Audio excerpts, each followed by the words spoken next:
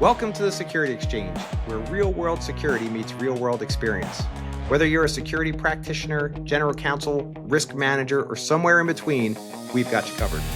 We feature our team of subject matter experts, past clients, and leading voices across the industry to cut through the noise, share contemporary practices, and deliver insights that matter. No hype, no sales pitch. We're proudly vendor agnostic. While we stay sharp on the latest tech and trends, our guidance is grounded in one thing: what actually works. From cyber to physical security, from policy to preparedness, it's all on the table. Let's go. All right, welcome back everyone to the Security Exchange, where we talk real world security and try to have a lot of fun doing it. I'm your host, Dan Pascale, CEO of COSECURE, and I am super excited to be here with you all today. We are now into March of 2026. It's an exciting time. We're going to have a great program today. Before we get started, I'm going to do my usual housekeeping issue. If you all wouldn't mind hitting that like and subscribe button, it's somewhere on the screen. Again, we know my limitations. I'm not really sure where it is. It could be at the bottom. It could be at the top. It could be on the right. I don't know. But I do know if you hit it, it'll let us know that you're watching and keep this content coming to you. So super excited. So normally when we're having a podcast, it's interesting. I take some notes down. I get the speaker's bio. I know exactly how we're going to lead into that. But today, I don't have to do nearly as much of that. I have less than a full page of notes because today our guest is going to be Mike Rein, our new VP here at COSECURE, who's been with the firm now for a number of years since retiring. Mike is an incredibly accomplished and experienced law enforcement and campus public safety professional who I've had the privilege of knowing for the past 20 years. Long before he came here to COSECURE. We met on the banks of the old Raritan, as you might say. You know, Mike spent 20 years as a law enforcement officer, retiring as a deputy chief of police for Rutgers University. And I know in that 20 years, Mike did just about every job you can within the police department and served just about every different type of leadership role you can. And uniquely enough, like a lot of our campus public safety leaders, you have to add in that extra layer. It's not just looking at law enforcement. It's looking at physical security. It's looking at emergency management. It's looking at threat assessment. The campus environment is so unique, so different than we see. And that's not to say municipal law enforcement is easy. It's to say it's different. And that's unique skill sets that Mike brings to us. In addition to that, he's not only incredibly well-educated and well-read, Mike's also an FBI National Academy graduate. He was a former assessor with CALEA. And going back in those 20 years, I'm not sure if this is still true, Mike. You'll correct me for sure if I'm wrong. We all know that. When I met Mike, he was also an EMT. So without any further ado, I've given you enough background to know he's an expert in this field and one that we really look forward to speaking to. Welcome to the podcast, Mike. Thanks, Dan. Really happy to be here. To answer the first question, I am still an EMT. It's a certification I hold dear. I remember I think I was 16, maybe 17 years old. My first real foray into public safety. Took a class, had to study, and as they say, the rest is history. And before we get into it, and I'm sure you have some really important topics to discuss, I just want to thank you for letting me come on the podcast. Long-time listener. I download them. I listen to them on the airplanes, on the choo-choo trains, in the back of cars. Really good stuff. And I have to tell you, I don't know if it was last week's episode or 2 weeks ago, you really helped me answer the age-old question of who is Joe Hendry. I've often wondered, and now, while I don't know, entirely, I have a thumbnail sketch of who the guy is, right? So appreciate that, of course. But thanks again for having me on the pod.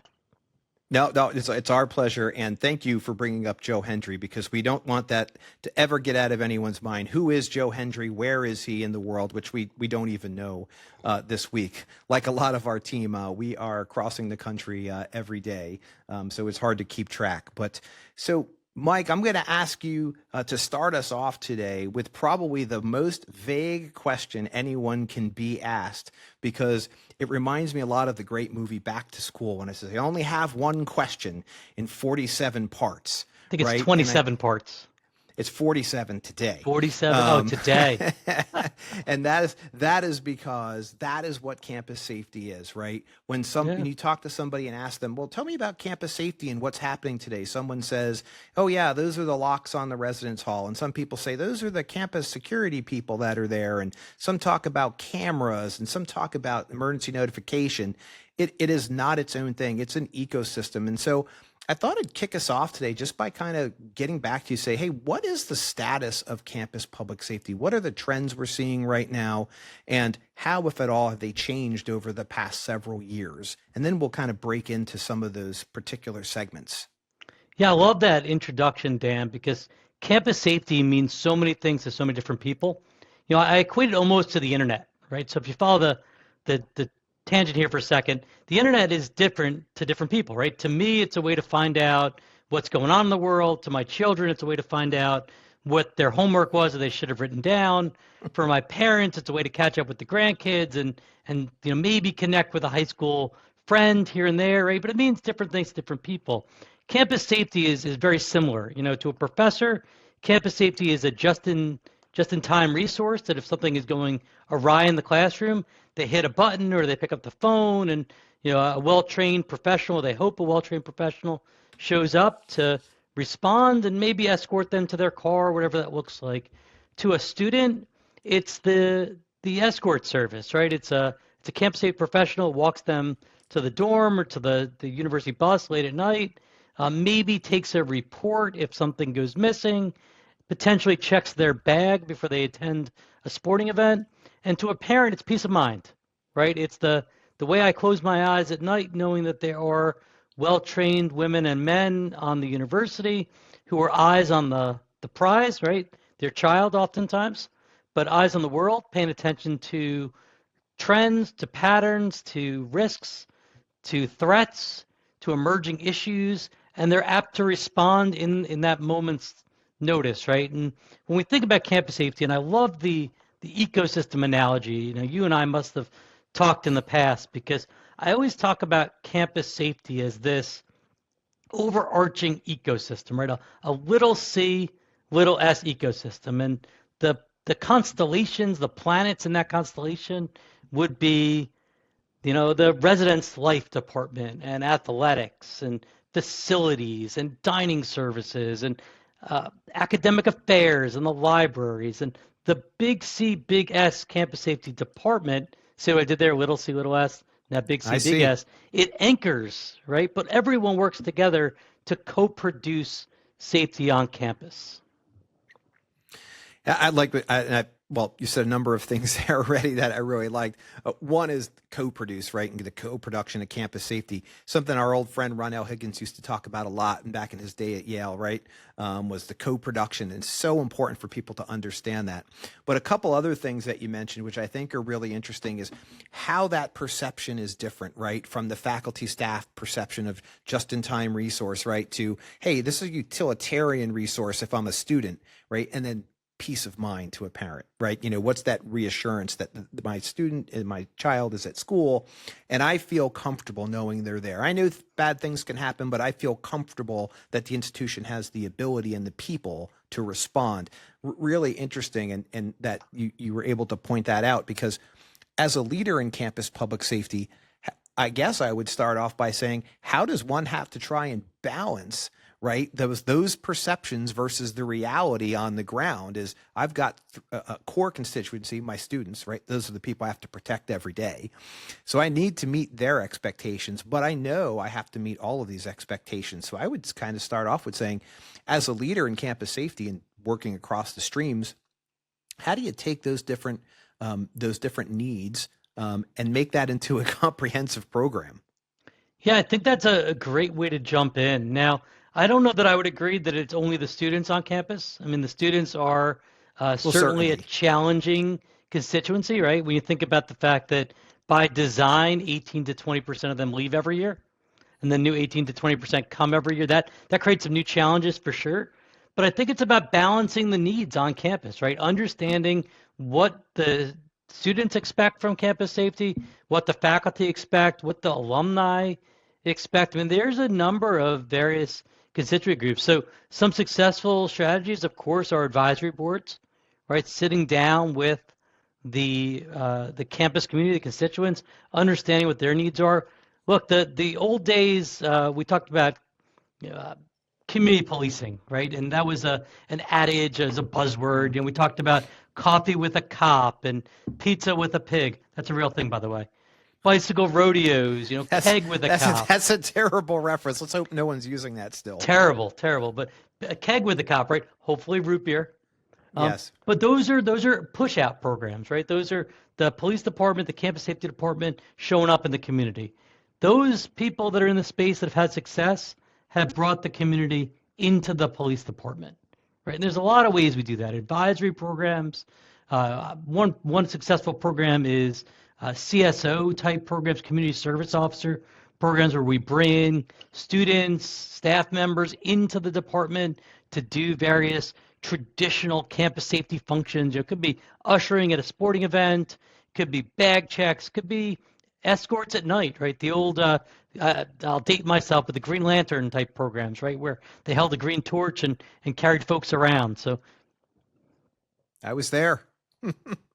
I might have been one of those people. Then you are dating yourself, so thank you. I know I totally agree, and obviously I don't mean to in any way narrow us down, right, what our priorities are, but on the day-to-day basis, we know the students are always going to be primary concern, right? And especially in the sense of residential colleges and residential universities, right? We know those who are living with us and trusted with us, we feel that, and we know that we have that responsibility for. But the communities, and I've been fortunate to be and visit almost 500 campuses over the past 15 years, and I would say they are so uniquely the same and so uniquely different at the same time, right? We have this broad stroke of people who come in. Some organizations are integrated right through a town or a city. In fact, many have public buildings and services that run right through campus, or certainly contiguous to that. Others are a little more isolated out in rural areas of America, right, where we say, okay, well, you're basically, if you're coming to campus, you're coming for a purpose, right? There's no other way to get here. There's one road in, there's one road out. And so the philosophy behind securing and doing the right thing, I think, is one that takes a lot of really careful consideration. There is no one book or manual you can open that says follow A through Z and you're going to have a safe campus. So with that in mind, understanding the differences in the types of work colleges and universities we have, the locations and geography of those, and obviously the environment that they sit in, what are some of the ways that you think, and I know this may sound like we should know this, it should be Captain Obvious, but I don't know that it is. What are some of the ways that these leaders should be preparing and understanding their risk portfolio? Yeah, so before we get there, I just want to address something else you said there. There is no book today, but hopefully in the next 6 to 8 months there will be. So I would ask that you pay attention to Amazon et al., because my book about providing for a safe campus, best practices, if you will, for keeping our nation's institutions of higher education safe, will be hopefully on a bookshelf near you soon. So, all right, and I believe we call that a plug. Is that correct? Shameful plug. I mean, I'm using my big industry words that I know. I believe that's a plug. Yeah, no, and to answer your question, I think that requires a level of intentionality. So over the past however many years, that institutions of higher education have employed campus safety departments, recognizing that Yale was the first. I believe it was 1791, if I'm not mistaken.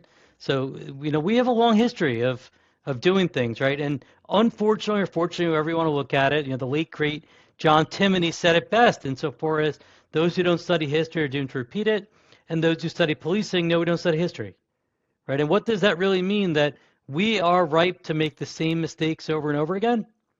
And that's why that level of intentionality is so important. We can't just invest in campus safety strategies as a set it and forget it type scenario, right? It's a set it, it's a assess it, it's an audit it. Is it still working? Risk assessment is so critically important, because we're not just adding a residential facility to our campus. We're adding a residential facility to our campus that is going to live. It's going to be used 24/7. Some of the ways in which we typically think about residential spaces, particularly from a security perspective, don't apply on a university campus. You know, folks are not coming home after work, making a quick dinner, laying their head down, then restarting in the morning. Right? Folks are coming to campus and they're, for all intents and purposes, living, learning, and playing in that residence hall. So what does that mean? Right? How do we address safety there? The notion of visitors in that residence hall. How do we address that? What are the policies? What are the practices? What about the resident assistants? Who trains them up, right? And that's a myopic example of how do we intersect in residence halls. But again, those lessons learned should hopefully expound upon our campus. Yeah, I again, love the examples that you're providing today, because I think that's coming from two places. It's coming from, one, a very experienced campus law enforcement professional who's also been out consulting and working with numerous organizations and institutions over the past several years, and speaks from a place that says we don't live in our own one world, right? I think every school we've worked with, certainly that almost everyone I've worked with over the past 15 years has told me we're really unique and different. And, you know, it's an interesting statement because in one hand, you're not. You have a lot of common challenges. And the other, you probably are, from your location, your leadership, how you're organized and how you respond. So it's bringing two things together. Many schools have the same sorts of challenges, risks that they're facing, and potential threats. They might change based on geography, time of year, et cetera. How they approach them, though, and then ultimately how they deliver services is where I see vast differences, particularly public, private, sworn, non-sworn, those sorts of things. Is there a particular driver there that does that, or is it the campus leadership? So I think it's a little bit of both, right? I mean, we sometimes lose sight of the fact that in this country, we police by consent. That goes all the way back to the Peelian principles. Peelian principles.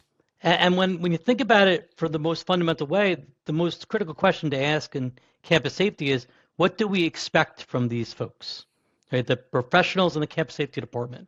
And then, as I mentioned, be intentional. So design for fit, and I'm going to get back to that in a second, but build a department that serves the campus community.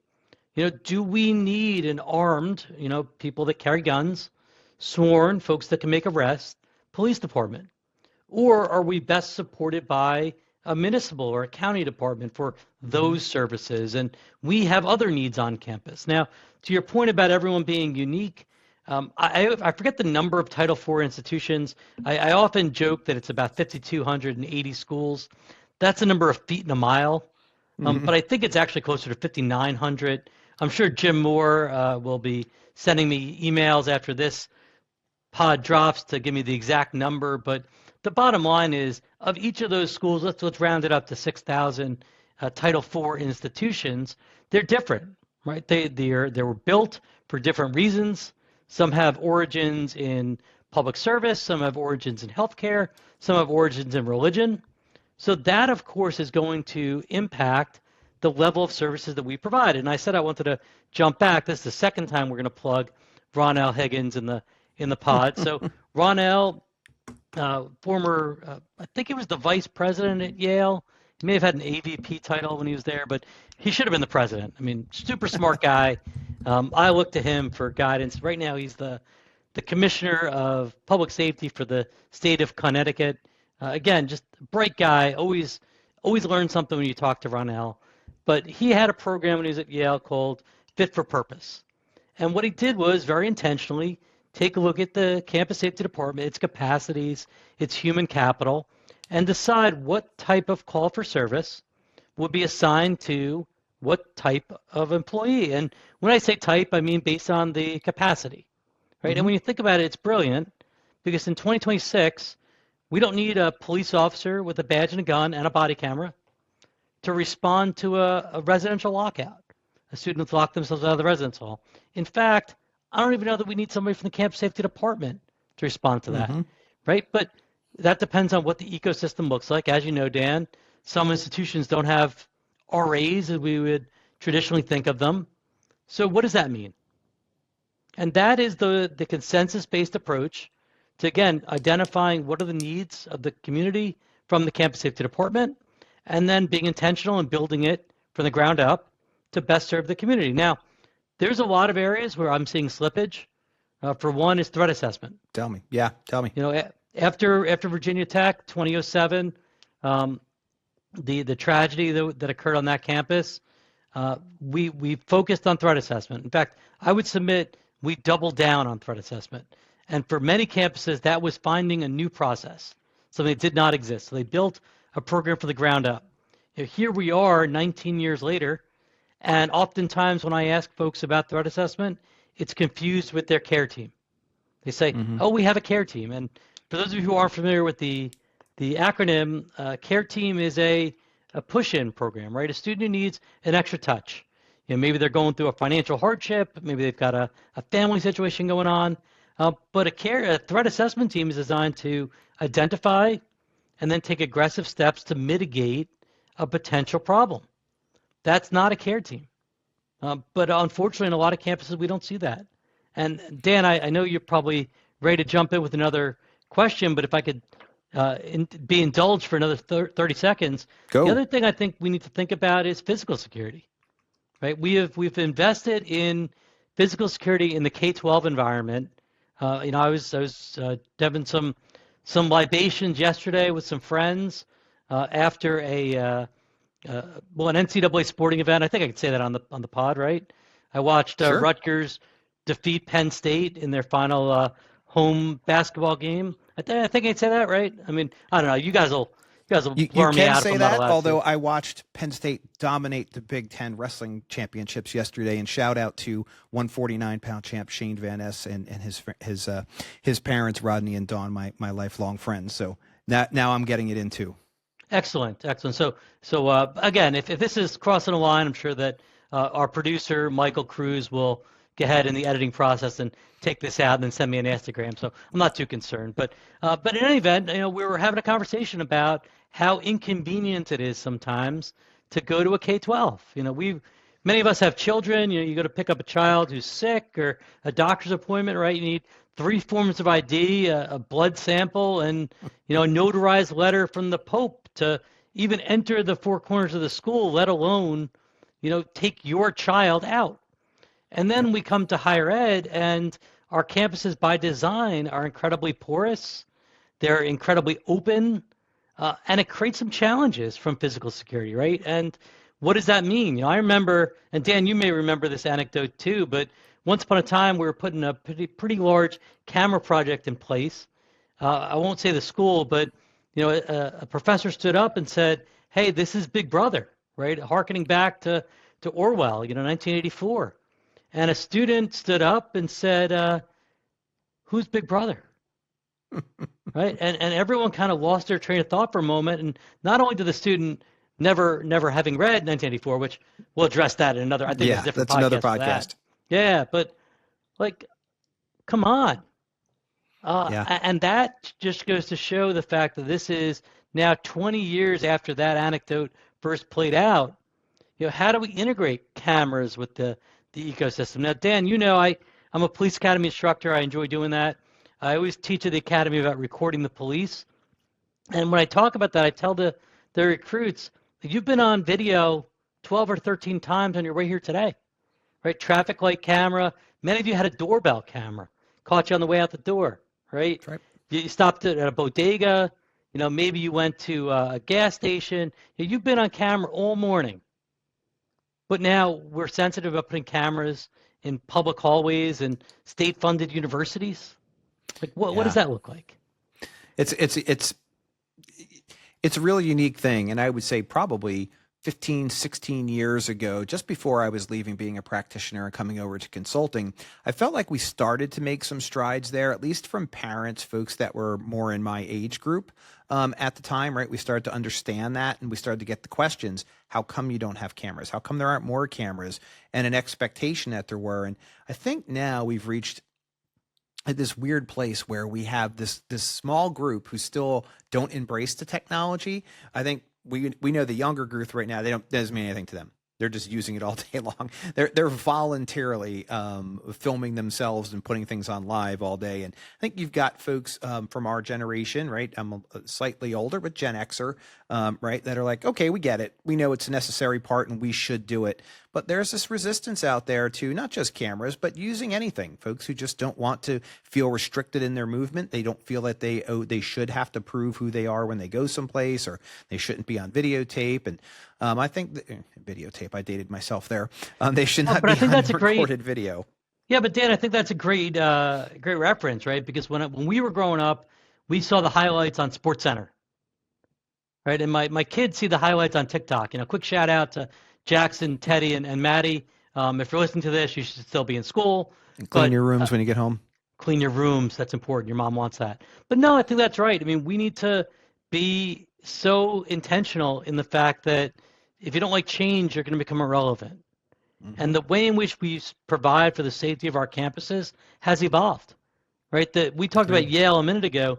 Yale's first police department was to protect the city from the students, right? That was the genesis there. Now when we think about the number of machinations of campus safety departments, think about the intersection of healthcare and campus safety, right? Of classified research. What is really going on our campuses, and how do we best support that? That's what's most important. Yeah. Mike, I want to go down kind of three areas. All of them could be an entire hour each, so I apologize in advance. But I think it's important for anyone who's watching today, and whether that's a parent, whether that's an administrator, that's another public safety person, to talk about some things which, frankly, we don't always want to talk about. Right. And we're not trying to say anything here controversial today, but we're trying to have honest conversations about the way we're addressing these things. And the first I want to talk about is thinking about risk assessment. Right. We have seen many, many forms of that. We respond to RFPs, requests for proposals around them, and we don't fault anybody. Sometimes you can tell they've been an AI generated RFP, right? Hey, I need to do a security assessment thing, and ChatGPT, for lack of my knowledge and how many are out there, tells them ask for this. But do they really know what they're looking for? Do they have the right people to do them? And this is not a plug for consultants. This is, are we taking the process serious, and do we know what we want to have as the result? Are we beginning with the end in mind of my risk assessment? And then I'm going to part B that question and say, then once you get that data, we did a risk assessment, how the heck do we prioritize and then ultimately fund and implement the recommendations that we think have to come from it? That's right. Where do we go from here? So great question. I think, as you mentioned, that could be a whole nother episode. So again, another plug for our producer. I guess you'll have to have me back on the pod just to talk that through. Maybe so when look, that book is behind ready. me, yeah. So behind me, you see a handful of books. That's a real background. I used to joke around that when I retired from my first life as a practitioner, and then was fortunate enough to come over to the great team here at COSECURE, my wife joked with me, how many of these books are coming home, right? And I said, all of them. Now, most of the time today, I don't buy books. They're on the Kindle, and it makes it a lot easier to read. But the point I'm making is, once upon a time, I got to be right. When I was a practitioner on campus, I was the subject matter expert. My boss, of course, him and I were the subject matter experts, and we worked with the campus to solve problems. We did it based on our training, based on our experience, based on what was right in the moment. Now I have to be right. And that is a commitment to evolving issues, right? To learning. I feel like I'm just sitting here quoting people, but Jim Mattis, has a quote that if you've not read hundreds of books, then you are functionally illiterate. And I think it's so important to think about that in a campus lens, because you're working in an enterprise responsibility, and it's not just unique to your moment, right? So when you talk about a risk assessment, are we evaluating the risk on campus? Or are we evaluating the risk in our silo against the broader enterprise that is higher education, right? What is going on one school, we should be sensitive to. And again, not calling out any issues, but if you're watching the industry and something's happening in the Northeast, you should be thinking, what if that comes to the Southwest or the Northwest or the central part of the country? How do we balance? How do we prepare? Implementation is a whole nother challenge. I mean, we really need to get better aligned with the organization's cycle. And when I say cycle, I mean the budget cycle, the maintenance cycle, the replacement cycle, the implementation cycle for change, the policy cycle, because campus safety has migrated from the old adage of the gentleman, and it was a man at a time who had a ring of keys and walked around and locked the doors, and hey, maybe when he had a moment, checked on the furnace, to a much more refined approach to harnessing technology as a force multiplier, meeting people where they are, and developing appropriate strategies. And we do that by working with the constituencies, namely, as I mentioned before, student affairs. Where do you need us? How can we build successful programs? And then building from enterprise level. You know, I chuckle at the number of institutions that build beautiful buildings, you know, glass and steel. You walk inside and immediately lose cell phone coverage, right? Well, who thought of that? You know, in a critical incident, how do we push out an emergency notification message?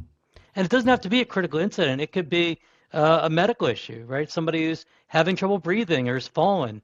How does the police department or the campus safety department or the ambulance communicate with anyone else once they breach that building? And how do you seek assistance once you're inside, right? It's got to be an enterprise approach to ensuring that we're successful here.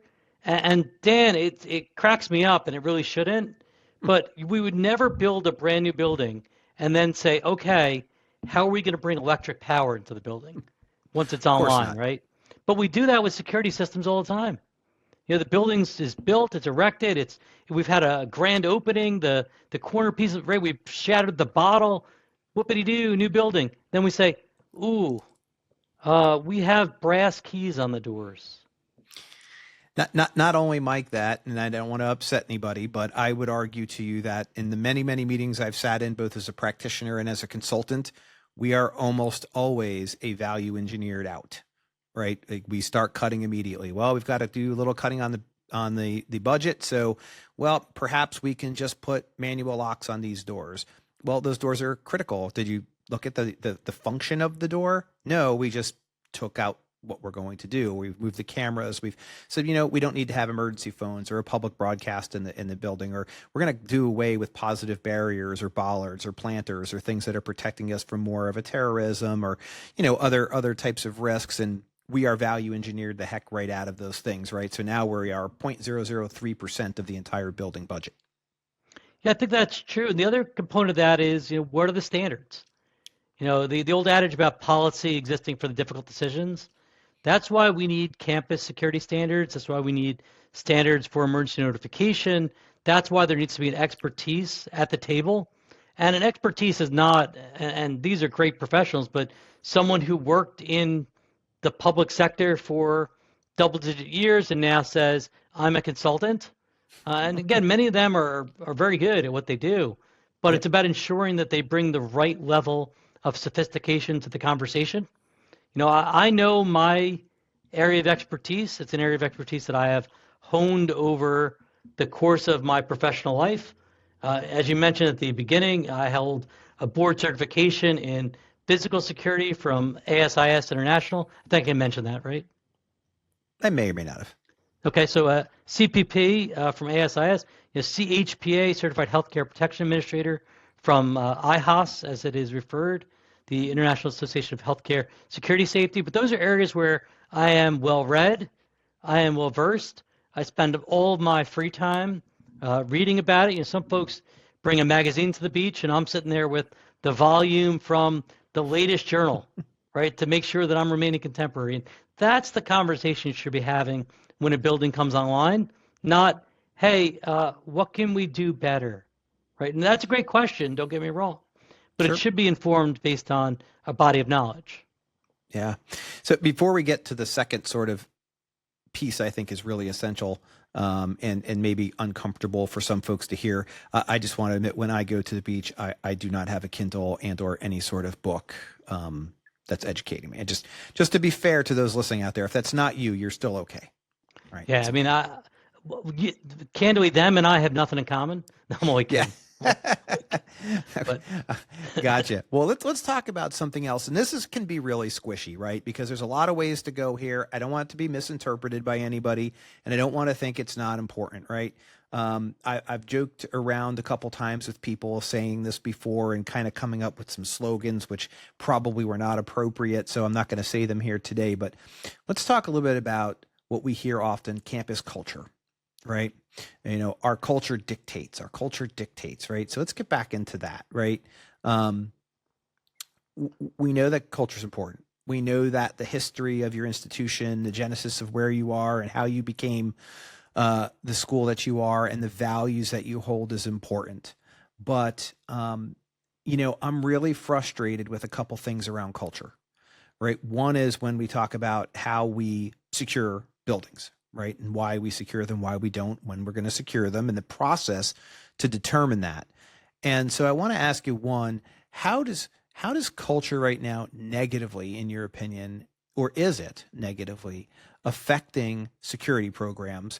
And how much weight do we want to put into it? So I know this goes back a little bit to what we talked about at the start of the podcast, but I think this one is important enough to give it its own little section here. yeah, Dan, I mean, tremendous conversation. And, as you mentioned before, we could spend the rest of the day talking about culture. I think it's important that we all keep in mind, right, the reason that institutions of higher education exist. We prepare people to change the world. That is the most fundamental reason the institution exists. Now, some exist with an academic lens, some exist with a healthcare lens, some exist with a religious lens, et cetera, and so on. But the most fundamental culture on our campus is we prepare people to change the world. And that we should never lose sight of. Now, a lot of times I find culture is used as a scapegoat for things. Hey, we can't do this because our culture won't allow it. We can't do it because the faculty culture won't allow it. We can't do it because the student culture won't allow it. We can't do it because the alumni culture won't allow it. And the bottom line is that the common thread there is culture. Now, culture eats policy. That's not a new concept. Anyone who's ever studied Drucker knows that if you don't have a strong culture, you could have the best rules in the world. You're never going to be successful. Now, that's why we should embrace culture, understand it, and incorporate it into what we're trying to do. In other words, if we have a culture of X, we can't stand up a policy of Y and say, no, new policy. We've got to undo 250 years of culture. As you mentioned at the beginning, I had the luxury of growing up in one of the 9 colonial colleges, right? That doesn't mean that we should continue doing things the way we did them in 1766 in 2026, right? I guarantee you the culture has changed. Many of those components I'd like to believe have remained the same, right, from when George Washington walked the area, but we've got to be respectful of that. Now, how do we gain culture? How do we gain consensus on culture, Dan? And that's what I think a lot of folks struggle with. Advisory boards, faculty senate. I mean, that's when we really want to dig in, right? Show up at the meetings and ask the difficult questions. Explain why we're doing certain things and gain consensus. Because if we just roll out a new initiative without talking to the constituents, guess what? It's not going to be successful. Well, several things based off of what you just said. So one, you went right where I was thinking. One is we've got to do a better job, in my opinion, of educating folks, right? Because we all know the way you get consensus and the way you get businesses is to educate people, right? And get them to understand your position. Now, that doesn't mean everyone will. It doesn't mean they'll understand 100% of your opinion. But, when I think of your example of, of course, I know you're talking about Rutgers, and I think of, what we're looking at Old Queens in 1766 is vastly different today. So I don't think that the core values or the culture that's been built should be ignored. But I do also know that sometime long ago, actually quite long ago, we said, hey, we're going to have electronic access control on every building. We're going to secure all of the secondary and tertiary doors because we know it's more convenient to walk in them, but we're not going to do that. We're going to have door position switches, all those pieces that come with it, which sounds sometimes inconvenient. It didn't mean that we were going to change culture, right? It just meant that we had to change the way we were getting to our culture. And I think that's so important. And I have two examples of that, Mike, that I know we see a lot in this world and I think folks struggle with. One of them is access control. Right now, that's a broad term, so I'll be more specific. I won't dump that on you. Access control. Oftentimes, we're working with institutions and they seem to struggle tremendously. One is often with culture. Well, we want to be an open and welcoming environment to everyone. And they have a really hard time understanding what is public building, meaning the grander public can walk in this building basically unfettered during some normal set of hours. This is a campus building, right? This means members associated with the campus community can. This is actually restricted. Even if you are a campus member, you need to have permission to go into this building, right? Into this room of a building and mechanics to do that. And it just seems like the culture of it is sometimes, well, we want it to be open. Well, it can't be because it doesn't exist anywhere else in the free world, generally speaking, right? That we operate every day. And I see folks struggling with that. So can you talk a little bit about how campus leadership working with campus public safety can start looking at the realities of controlling access to spaces? And part B of that, one that I talk about a lot because you get to hear me, is this idea that we say, well, we have electronic access control on every building, and therefore our students are safe. When the reality is we know that said campus may have invested in electronic access control, but 19 hours a day the doors are unlocked. Right? The remaining 5 hours of the day when nobody is there, we're protecting the stuff in the building. So I know this is a little different, but I think that's just an example of how folks are confident. Can you talk about that culture and how it affects a major issue on campuses like access control? Yeah, no, I think that's a great lead in. When you think about it, I'll use an analogy that I think I think all of your listeners should be familiar with. We travel to a hotel. You check in at the desk. You verify your identification. They give you a card or to access your room. Notice I said card, not a key, to access your room. And then oftentimes there's one cell-based entry point to the hotel, the main entrance, that you don't need a card or a key for. Other than that, all those other areas of the hotel, in order to get in those secondary, tertiary entrances, you've got to use your card to get in. Now, universities, we sometimes blur that line, right? We want to keep this door open because it's the most convenient to the parking lot, even though it's not the celebrated entryway of the building, right? And what does that mean? Your security and convenience are not always going to fit hand in glove. And how do we strike that balance? Now, that's where culture comes into play, because on a lot of these campuses, what happens is folks will agree in principle. Then they'll find a rock or a door chalk, or my favorite doorstop, a pizza box, and they'll prop open that door.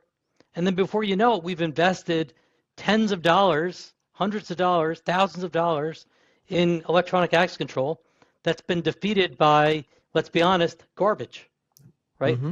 The container for the pizza. And that's because we didn't do a good enough job of identifying the need and talking about the culture and the way that we address that. Now, access control is controlled by one of three ways, right? What you have, a card or a key. Think about your home, you put the key in the door. Yep. What a passcode or something like that, or who you are, some type of biometric, whatever that may look like in your environment. And yep. Where I think it's most important is that we need to look at those three things and then the building use and come up with something that works for all the occupants. Now, that said, there are certain areas of our campuses where we have an expectation of privacy. I would even say an enhanced expectation of privacy, right? Residential hall rooms, locker rooms, common restrooms. The number of universities that I've been to in the last 3 or 5 years, and they have gone out of their way to make sure that the restrooms require some type of access, that the students' residence hall rooms require some type of access, but the telco room is wide unlocked, right? Where the servers live, where the HVAC lives. And why is that, Dan? Because it's more convenient for the custodial staff. or it's more convenient for the IT staff. And that's where I get a certain level of heartburn, right? Because there's a lot of infrastructure in there. There's a lot of chemicals in there. There's a lot of building systems in there. And when we think about what areas should be secured in a better way, a more sophisticated way, a more intentional way, we're missing the gap. Yeah, I couldn't agree with that anymore over and over. And we could just probably tell our producer, Michael Cruz, to clip that section and just run that on repeat for quite some time, right? Because that's so important of an issue. And it makes me wonder, and again, this is where it gets a little sketchy, right? We don't want anyone to think that we are in any way saying that folks aren't doing what they need to do. But I often think to myself, when I see a lot of propaganda about how secure we are, our policies, what we're doing, are we ignorant of what we're doing? Are we lying to our students or to our parents? You know, because it's very difficult to reconcile sometimes what I might see on a website or through a promotion and then what I see when I'm on the ground, right? And I wonder where that disconnect is coming in. Is it just, here's what public safety is doing, here's what communications is recommending, here's what marketing is doing? I don't know the answer to that. We haven't gotten to it yet, but I can tell you, for example, we worked with one organization who said, you know, well, we really want to look at, you know, the campus police function and, you know, the use of their weapons. And it took us telling the board, you don't have a campus police department and they don't carry weapons, right? They didn't know that. Right? These are the leaders. So if there's that much of a disconnect, what is it that we're saying or not saying when our parents, our students are looking at a school?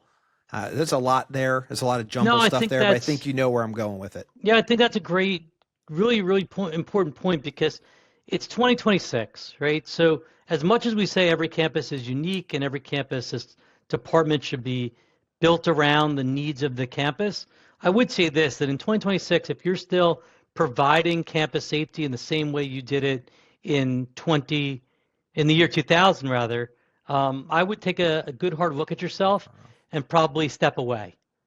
Because the way in which the world has evolved and the needs of the community have changed almost 180 degrees in that time period, right? And the number of institutions, again, not pointing fingers at any institution, but at some point in time, it was not only acceptable, but it was the standard that the idea of a communication center was a cell phone that the campus safety officer carried in his or her pocket. That way they could handle phone calls from the community, they could make phone calls, they could talk to a supervisor. But now that we've invested in card access and cameras and alarm systems and emergency notification platforms, the need for a robust, call it what you want, security operations center, fusion center, real-time crime center, dispatch center, whatever you want to call it, has never been greater. Because when we invest in all these systems, they need to federate back somewhere. And you and I talked a minute ago about campus partners. The most important partner in that conversation is your information technology department. Because when a switch or a router or a hop goes offline, we need to know what's behind that switch or router or hop, right? Does that mean that I can no longer receive an alarm from this building, or I can no longer transmit an alert to that building? What does that mean? And then to your point about armament and the structure of the department, that's a poor job, right? That's a poor planning. If the department has not been communicating with the Board of Governors or the Board of Trustees or the regents or whatever that looks like, and we say, hey, what is our risk tolerance on campus?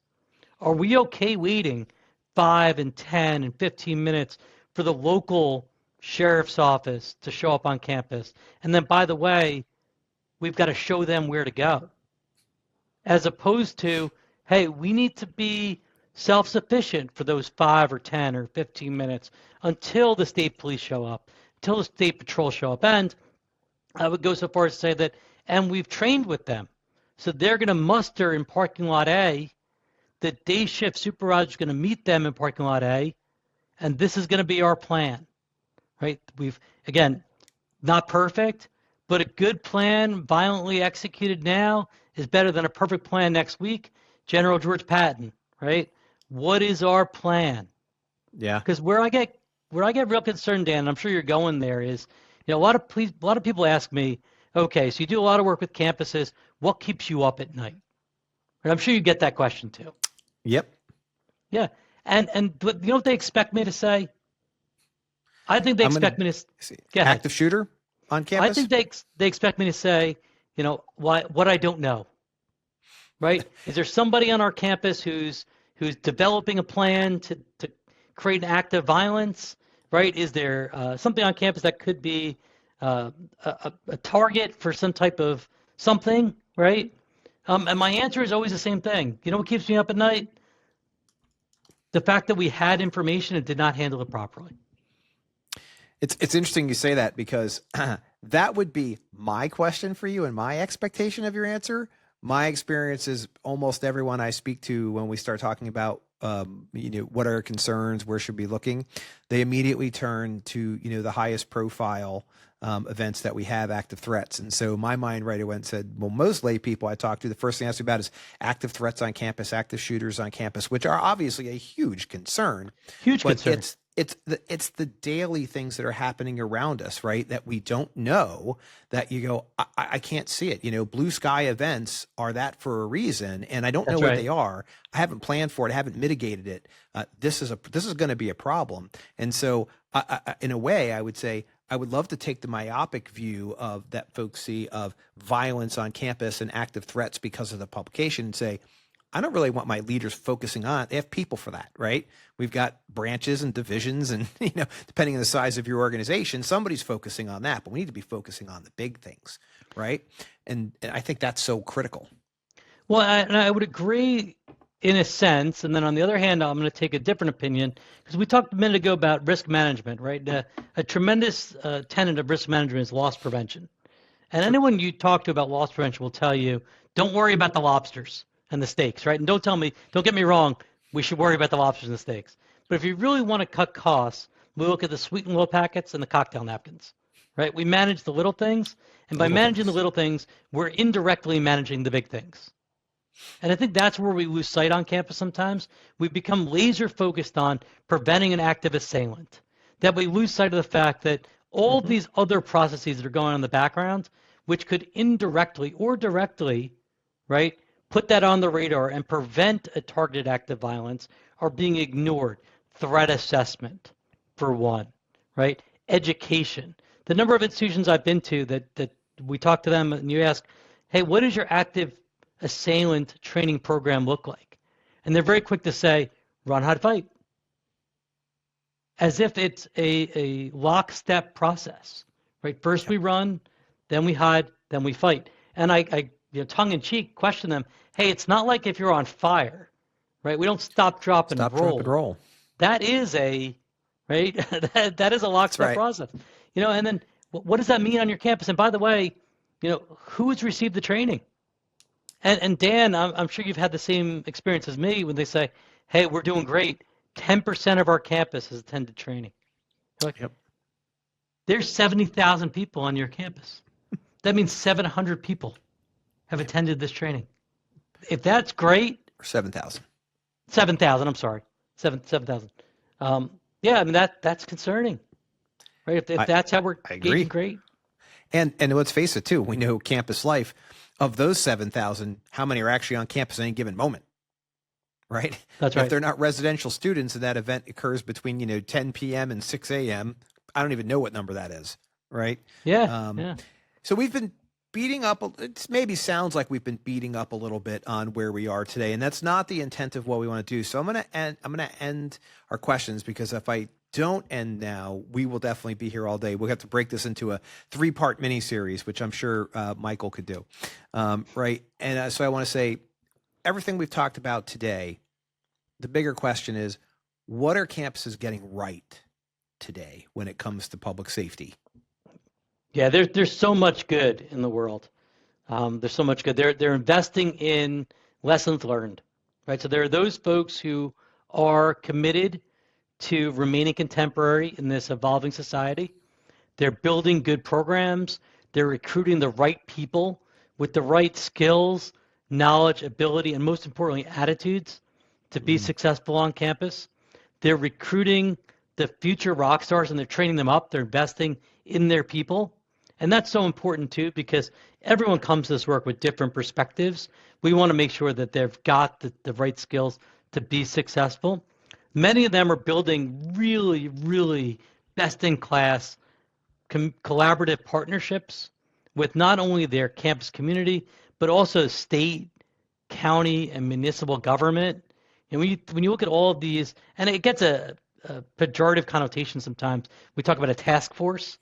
But when you assign an officer to a local university, from a local university to a state police organization for a learning opportunity to build trust and credibility, in my mind, that's a home run, right? Because you're building understanding, you're gaining mutual respect, hopefully, and you're building that pathway that when you need it, it's there. The other thing that we're doing really well is training. I mean, some universities, and we spend a lot of time on the what not to do, but they're doing the right thing. They're bringing groups together. They're having the deep conversation. One of our clients is doing a tremendous program where every quarter they're assembling their emergency operation team and they're Monday morning quarterbacking. And Monday morning quarterbacking sometimes gets a very negative tone, right? Don't second guess. But guess what? That's how we learn. That's how we learn. You know, so they bring the group together. They second guess, and second guess is not really what they're doing, right? But they're running through the scenario. Hey, if this critical incident happened here today, what would that mean to us? Who's the 2 and 3 deep? And I always chuckle, and if you'll indulge me for a minute, when we try to schedule a training exercise and they say, hey, we won't be available next Tuesday because the chancellor is going to be out of town, or the director of media relations won't be there. And I say, that's the time to do it, because she or he is going to be on an airplane in the middle over the Atlantic Ocean, and that's when the wheels are going to come off. So who else in the organization can step up and be successful and know what the expectations are? And again, it may not be exactly as you or I would anticipate, but at least they're coming to this work saying, hey, I've been through this before. I know what the expectations are, and the bottom line is we can come out of this safely. Yeah, I agree. All those things that we're getting right, and I think that they've gotten a lot better too, right? Just in my time in campus safety over the past 20 years, I've certainly seen, I would say, leaps and bounds improvements in those critical areas.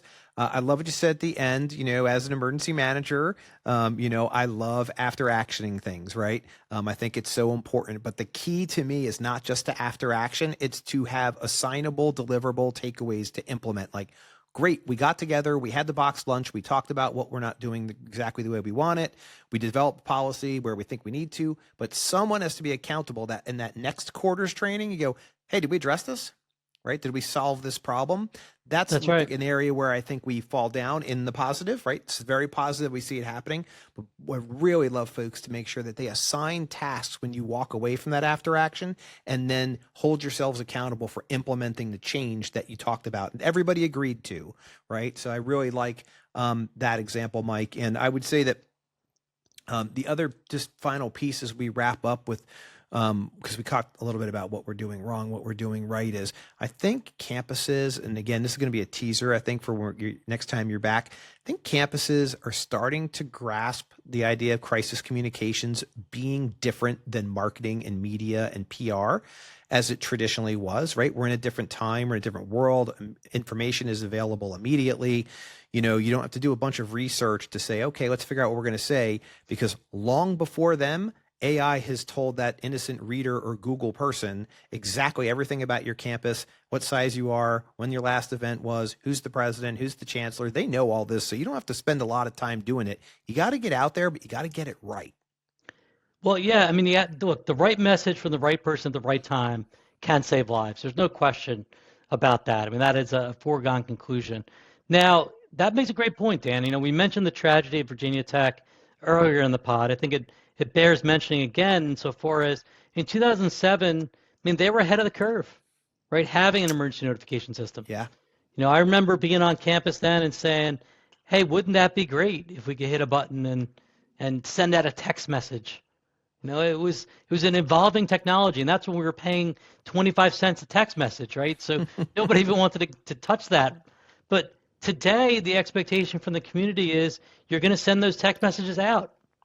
And you're going to send them out frequently. You're going to communicate regularly for campus closures, for roadway closures, for changes in parking lots. So how do we thread the needle there and make sure we don't become noise in the background and keep people informed about steps they can take to protect themselves or their family? And as you mentioned, we'll have to talk about that next time on the pod, but it's an important conversation to have.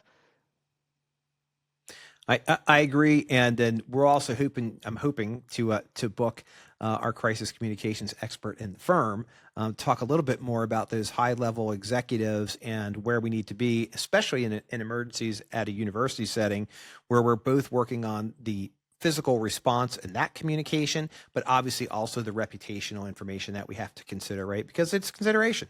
Again, we're telling the truth here, right?